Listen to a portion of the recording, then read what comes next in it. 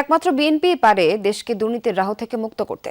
রংপুরের নির্বাচনী সভায় ধানের শীর্ষের পক্ষে ভোট চেয়ে 12 ফেব্রুয়ারি সব ষড়যন্ত্রের জবাব দিতে জনগণের প্রতি আহ্বান জানান তিনি। স্বাক্ষরিত জুলাই সনদকে সম্মান জানিয়ে গণভোটে হ্যাঁ ভোট দেওয়ার আহ্বান জানানো হয় বক্তব্যে। বিএনপি সরকার গঠন করলে তিস্তা মহাপরিকল্পনা সহ উত্তরাঞ্চলের জনগণের জন্য নানান উদ্যোগ গ্রহণের আশ্বাস দেন তিনি। আলামিন তালুকদার ও রানা হোসেনের ক্যামেরায় সাইফুদ্দিন রবিনের রিপোর্ট। জুমার নামাজের পর বগুড়া থেকে রংপুরের উদ্দেশ্যে রওনা হন বিএনপি চেয়ারম্যান তারেক রহমান। কিন্তু সবার আগে বাংলাদেশ খচিত সেই বাস যেন আর চলে না। আপনারা যেহেতু থামতে বলেছেন থেমেছে, কিন্তু এটা তো মহাসড়ক, এখানে দাঁড়িয়ে তো বক্তব্য দিলে পিছনে অনেক জ্যাম হয়ে যাবে। পথে পথে মানুষের ভিড়ে শুধু গতি স্লথ হয়নি, বরং কোথাও কোথাও থেমেও যেতে হয় তারেক রহমানকে। অন্যদিকে তখন রংপুর কালেক্টরেট ঈদগাহ মাঠে দুপুর থেকে 8 জেলার নেতাকর্মীদের অপেক্ষা তাদের প্রিয় তারেক রহমানের জন্য। বিপুল এই সমাবেশ যেন ডেকে ওঠে জাগোবাহে কণ্ঠে সবাই। দিন থেকে রাত নুরুল দিনের রংপুর প্রকম্পিত হয় ধানের শীষ স্লোগানে। বিএনপি চেয়ারম্যান তারেক রহমানের রংপুর বিভাগীয় নির্বাচনী জনসভায় তিস্তা পাড়ের সেই অপেক্ষার অবসান ঘটে রাত 8:30টায়। হালকা শীতের রাতে জনতার উষ্ণ অভিবাদন যেন জানান দিল জাতীয় পার্টির দুর্গখ্যাত রংপুরে বিএনপি ও তারেক রহমানের নতুন সম্ভাবনা। সমাবেশের বক্তব্যে বিএনপি মহাসচিব জামাত ইসলামের বিরুদ্ধে নির্বাচন বানচালে ষড়যন্ত্রের অভিযোগ করেন। একটি দল যারা 1971 সালে আমাদের স্বাধীনতাকে বিরোধিতা করেছিল, হত্যা করেছিল মানুষদেরকে, সেই দলটি আজকে আবার চক্রান্ত করছে বাংলাদেশের এই নির্বাচনকে বানচাল করে বাংলাদেশকে একটা ব্যর্থ রাষ্ট্রে পরিণত করতে।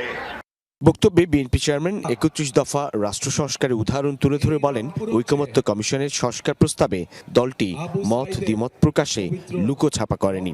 গণভোটে হ্যাঁ ভোট দেওয়ার আহ্বান জানান তিনি।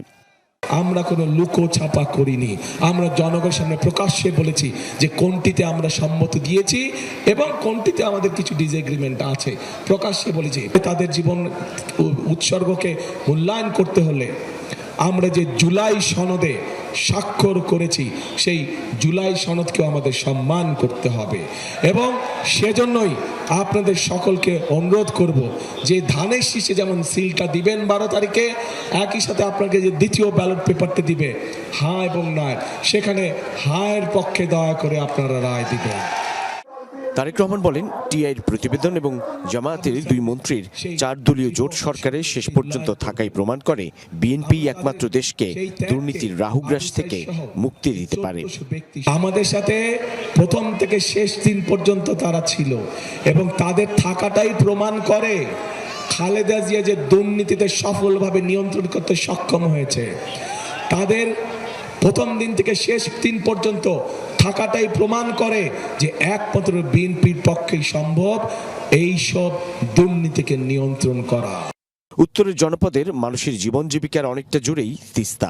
সরকার গঠন করলে সেই পানি সমস্যার সমাধান করে তিস্তা মহাপরিকল্পনা বাস্তবায়নের আশ্বাস দেন বিএনপি চেয়ারম্যান। সেই সঙ্গে রংপুর অঞ্চলে রেজিস্টার্ড এনজিও থেকে গৃহীত ক্ষুদ্র ঋণ মৌকুফের ঘোষণাও দেন তারেক রহমান।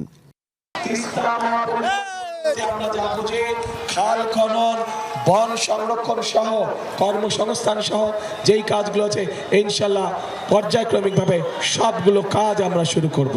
ধানের শীষ সরকার গঠন করলে আল্লাহর রহমতে আপনাদের সমর্থন নিয়ে এই মুহূর্তে যাদের কৃষি ঋণ 10,000 টাকা পর্যন্ত আছে, আমরা সেই কৃষি ঋণ সুদ সহ ইনশাল্লাহ মওকুফ করব। রংপুর বিভাগীয় নির্বাচনী সমাবেশে 8 জেলার 33টি সংসদীয় আসনের প্রার্থীদের পরিচয় করিয়ে ধানের শীষের পক্ষে ভোট চান তারেক রহমান।